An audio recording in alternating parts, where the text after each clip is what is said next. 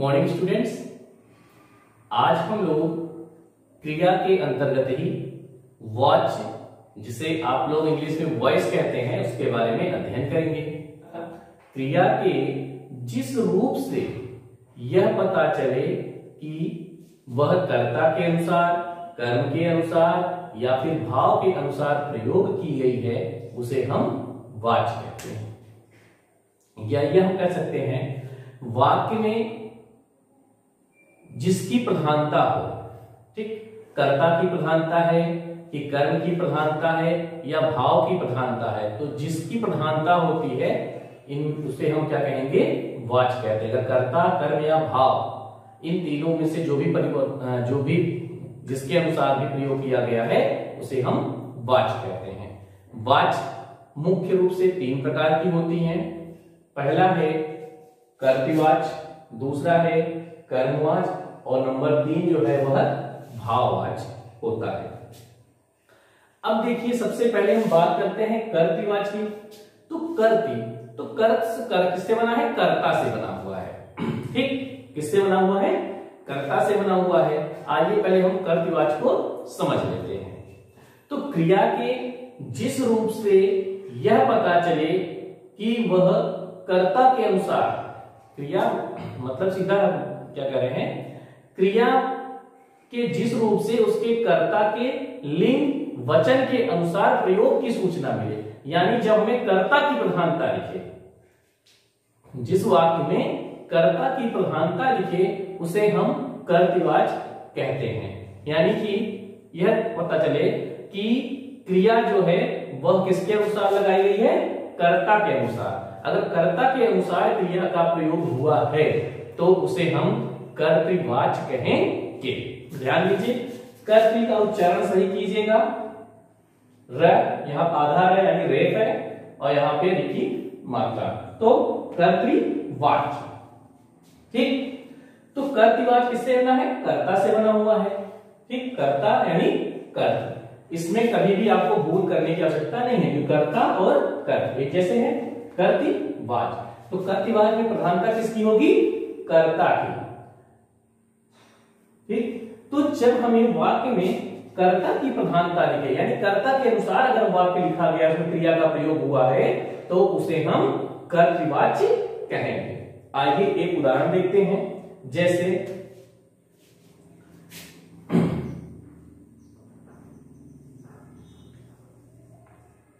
राधा अच्छा गाती है। यहां पे देखिएगा, राधा अच्छा गाती है। अब यहां पर देखिए किसके द्वारा प्रयोग हुआ है? प्रधानता किसकी है? कर्ता की है। अब यहां पे कर्ता क्या है? राधा, क्रिया गाती।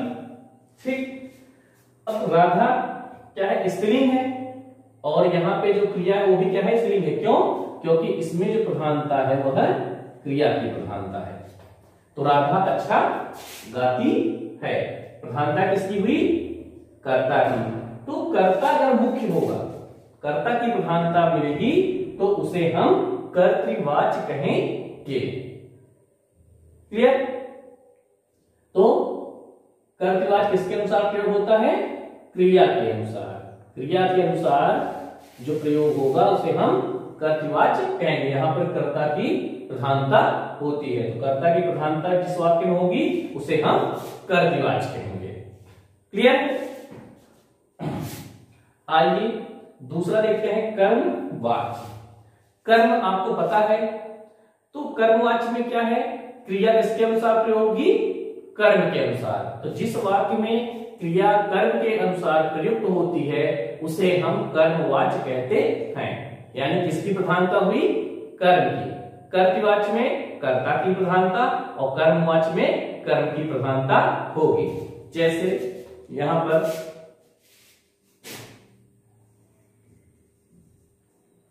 राधा द्वारा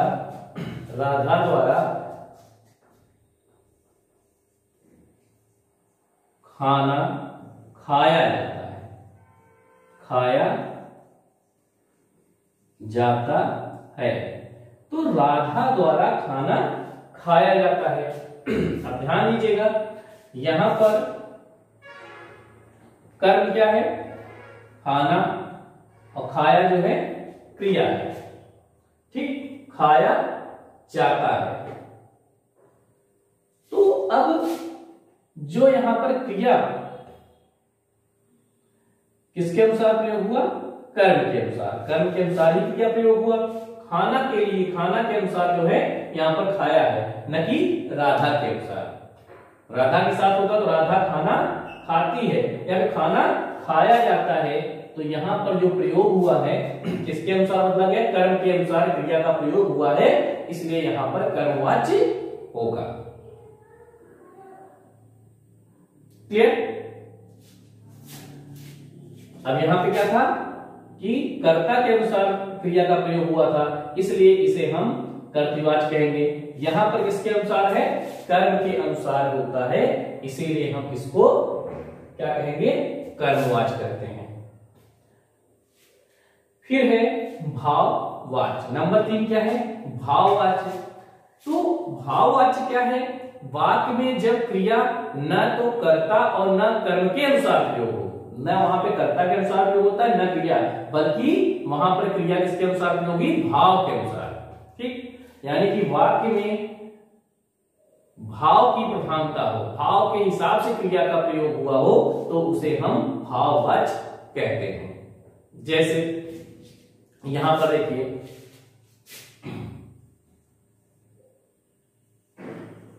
मुझसे चला नहीं जाता, चला नहीं जाता। तो मुझसे चला नहीं जाता, यहां पर न कर्म की प्रधानता है न ही कर्ता की, बल्कि भाव की प्रधानता होती है। तो मुझसे चला नहीं जाता है। फिर से ध्यान दीजिएगा, कर्तृवाच्य में किसकी प्रधानता होती है? कर्ता की। कर्मवाच्य में किसकी प्रधानता है? कर्म की।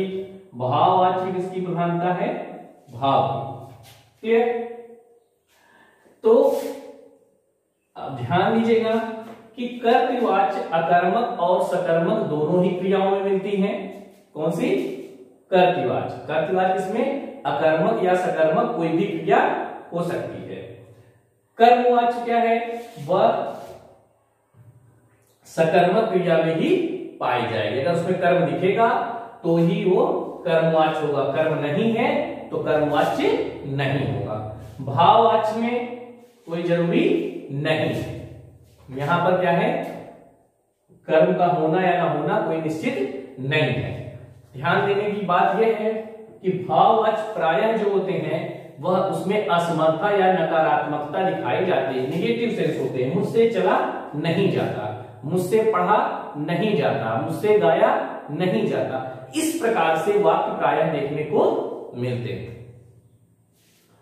तो अब हम बात करते हैं वाच्य परिवर्तन। तो वाच्य परिवर्तन कैसे होगा, आइए अब हम उसको समझते हैं। आइए देखते हैं कि वाच्य को किस प्रकार से परिवर्तित किया जाता है। आप लोग इंग्लिश में भी एक्टिव से पैसिव वॉइस, पैसिव से एक्टिव वॉइस बनाते हैं। ठीक, तो यहां पर भी हम लोग देखते हैं वाच्य परिवर्तन। सबसे पहले कर्तृवाच्य से कर्मवाच्य बनाना, कर्तृवाच्य से कर्मवाच्य बनाना, वाच्य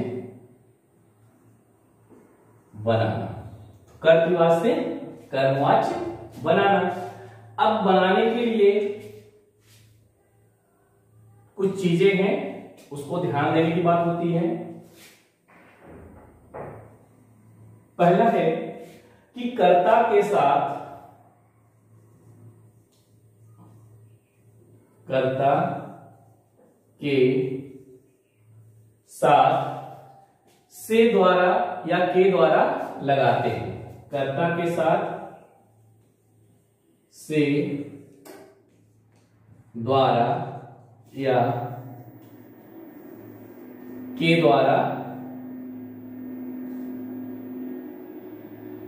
के द्वारा प्रयोग करते हैं, प्रयोग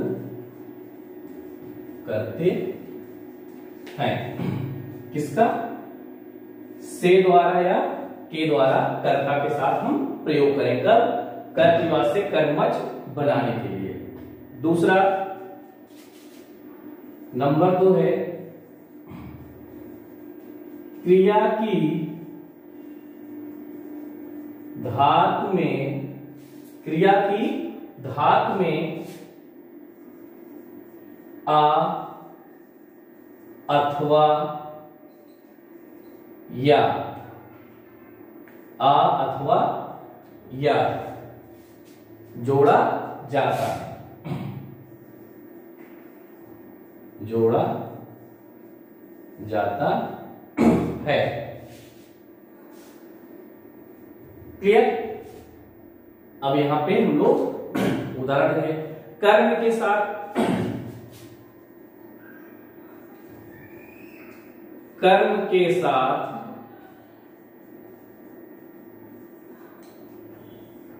कोई परसर्ग हो तो उसे हटा दिया जाता है, कोई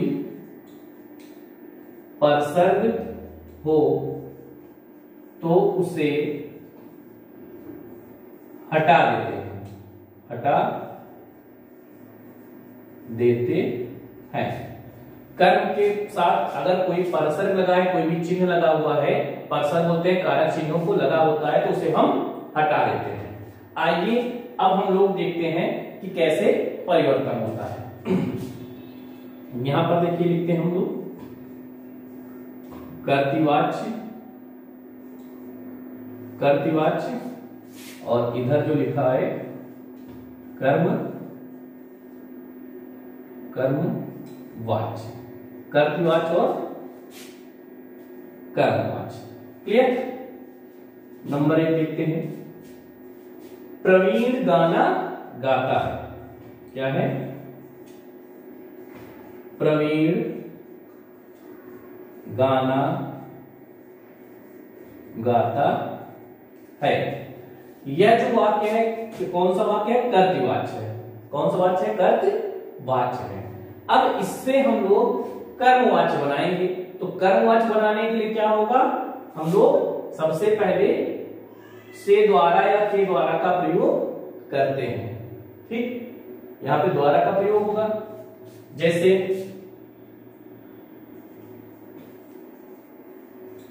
प्रवीण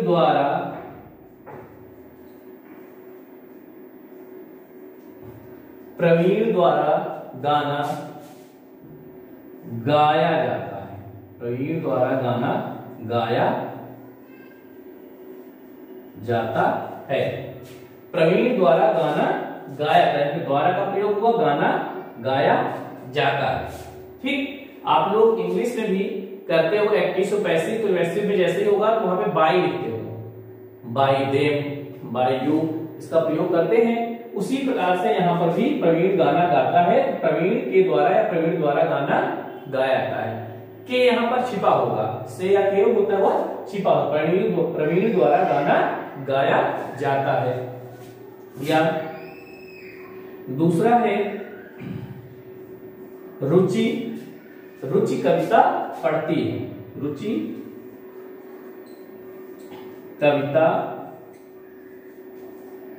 पढ़ती है, रुचि कविता पढ़ती है। यहां पर आप लोग लिखते हो, कर्मवाच्य बनाएंगे तो लिखेंगे रुचि। अब रुचि है, रुचि से कविता पढ़ी जाती है, रुचि से कविता पढ़ी जाती है,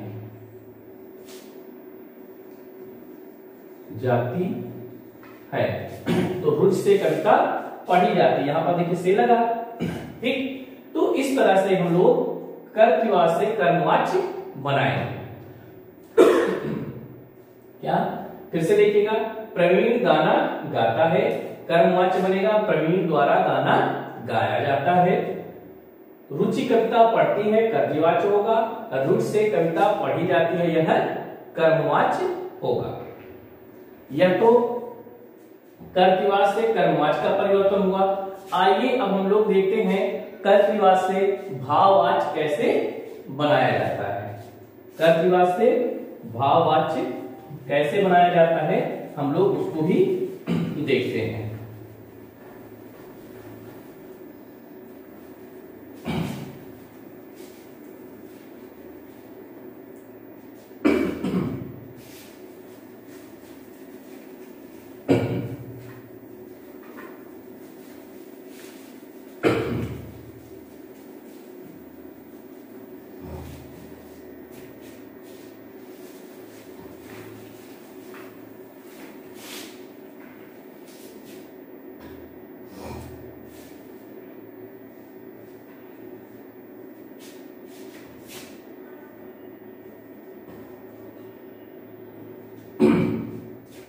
अब बात करते हैं हम लोग कर्तृवाच से भाववाच बनाना कि कर्तृवाच से भाववाच कैसे बनाते हैं।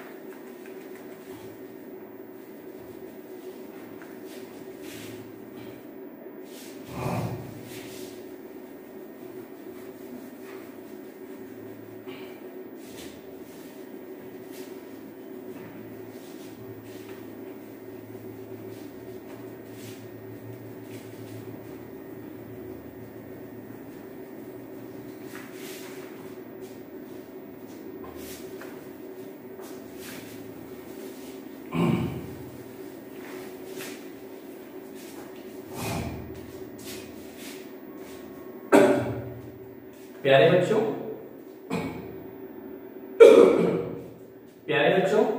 अभी आप देख रहे थे कि कर्तृवाच से कर्मवाच कैसे बनाते हैं। आइए अब हम लोग देखते हैं कि कर्तृवाच से भाववाच कैसे बनाया जाता है।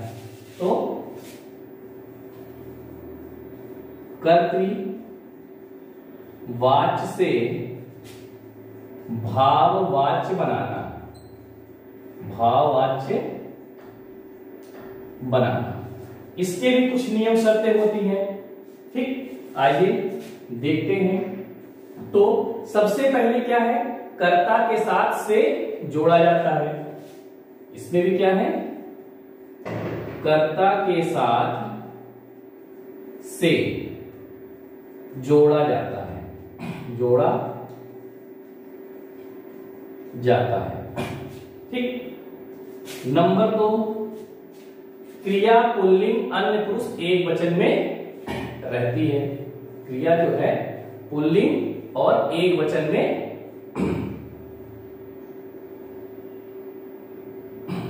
ठीक, क्रिया जो होगी,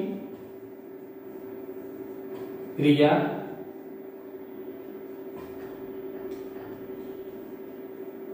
पुल्लिंग एक वचन में, पुल्लिंग और एक वचन, पुल्लिंग एक वचन में होगा। ठीक, क्रिया जो है पुल्लिंग होगा और एक वचन में।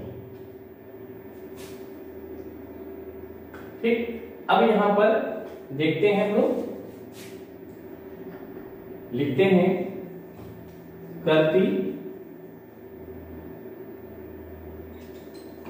कर्तृवाच्य, दूसरी तरफ हम लिख रहे हैं भाववाच्य। कर्तृवाच्य और भाववाच्य।